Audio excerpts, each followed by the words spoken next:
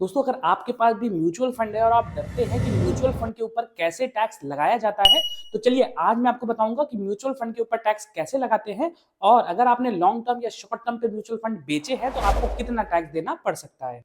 तो दोस्तों, mutual fund में सबसे पहले तो मैं आपको बता दूं, आप अगर सेल करते हैं तो दो तरीके से सेल कर सकते हैं। एक होता है लॉन्ग टर्म या शॉर्ट टर्म। तो जो शॉर्ट टर्म वाले म्यूचुअल फंड होते हैं उसमें अगर आपने 1 साल से पहले म्यूचुअल फंड को खरीदा और बेच दिया है तो ये सारे ही म्यूचुअल फंड आते हैं शॉर्ट टर्म की कैटेगरी में।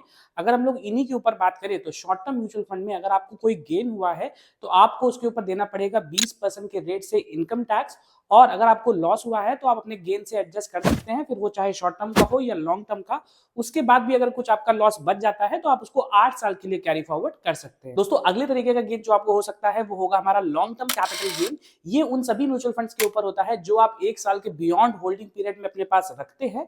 ऐसे म्यूचुअल फंड को अगर आप सेल करते हैं तो पहले तो 1,25,000 रुपए तक के सालाना गेन के ऊपर आपको कोई भी इनकम टैक्स नहीं देना।